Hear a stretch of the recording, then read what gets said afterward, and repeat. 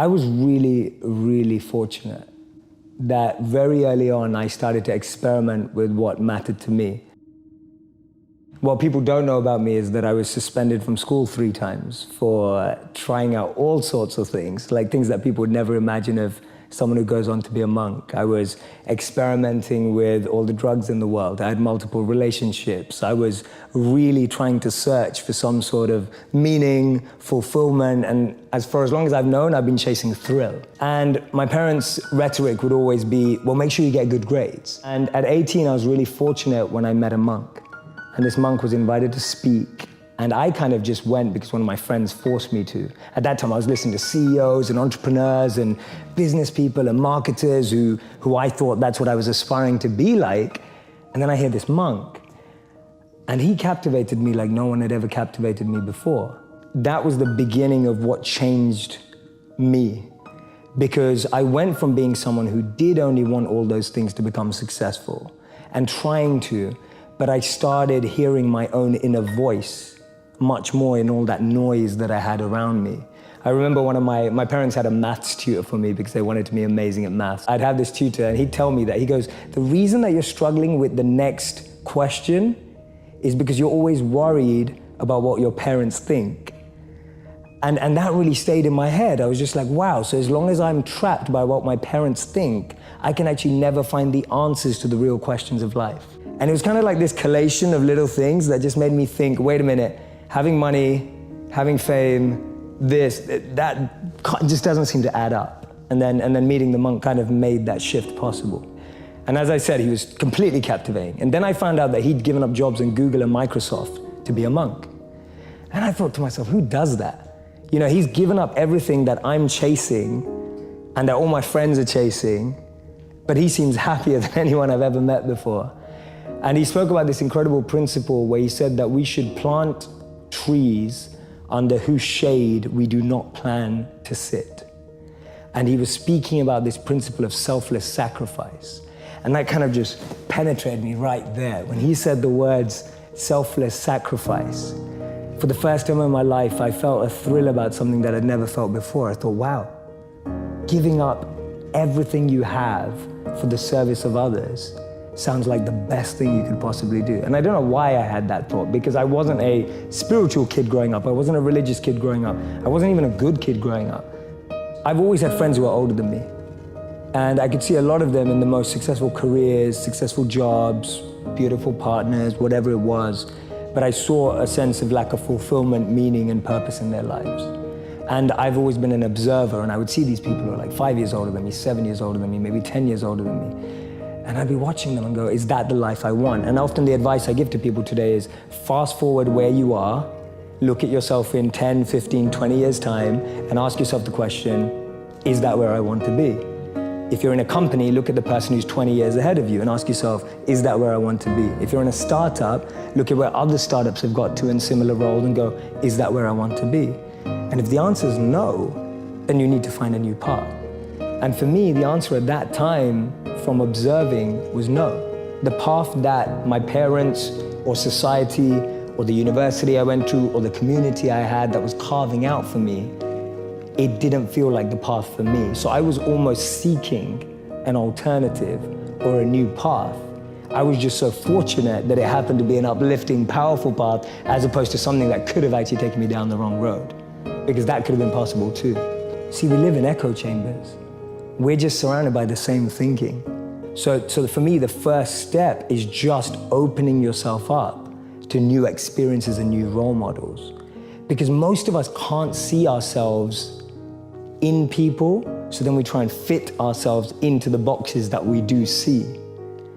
And I mean, there's this beautiful quote that I've been saying it everywhere, and I wish I wrote it, but I didn't.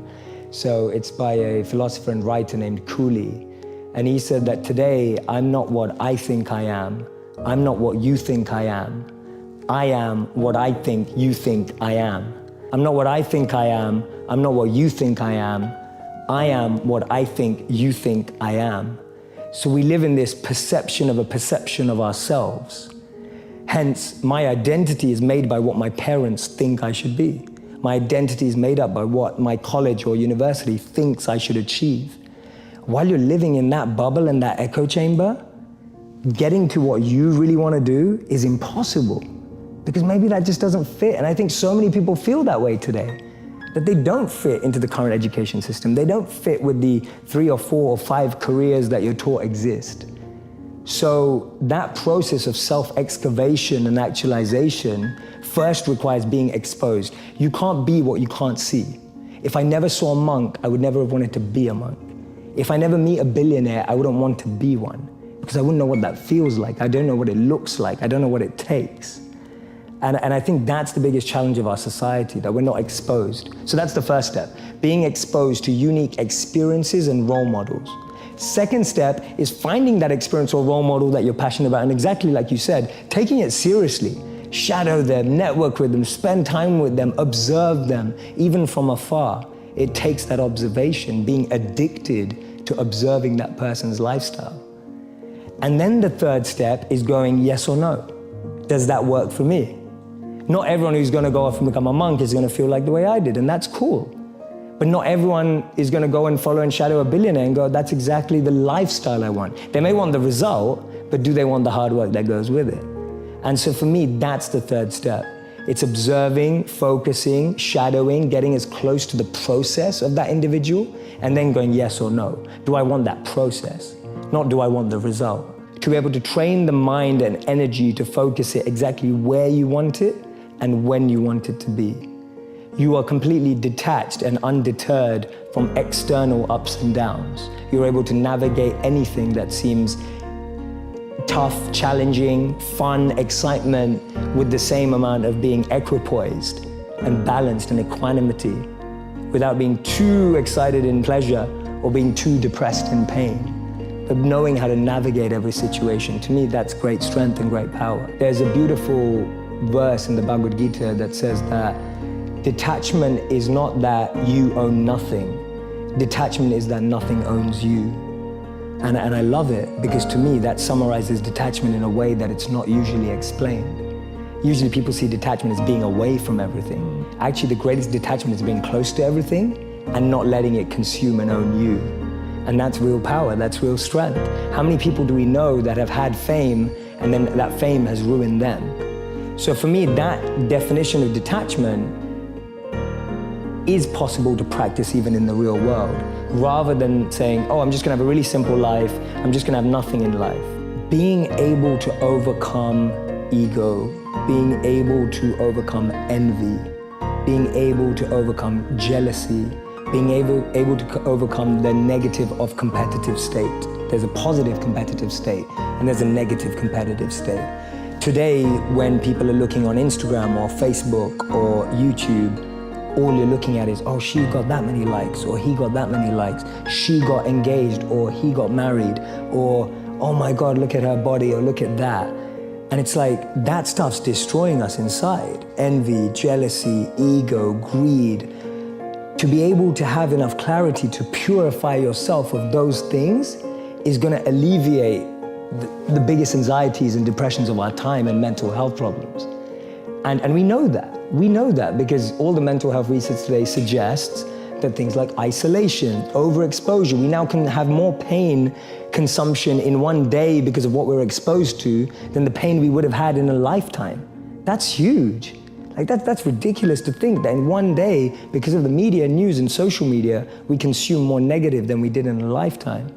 For me, being able to have time, energy, and clarity to focus on self-purification, that is the best thing about being a monk, because you have that time, reflection, and a process and an environment that only allows you to become more purified of those things. The biggest challenge is that there's just so much noise.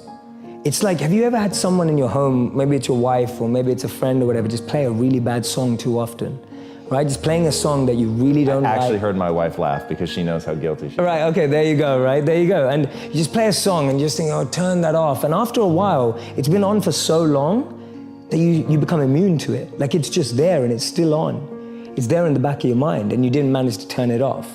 So the noise that I describe in life, whether it's your parents' expectations, whether it's society's expectations, whether it's your partner's expectations. All of those are like noise in the background. And that noise drowns out your ability to understand the mind and the intelligence. That's one of the biggest trip-ups, to really create a thriving environment. Know your element, know your environment, and know your energy.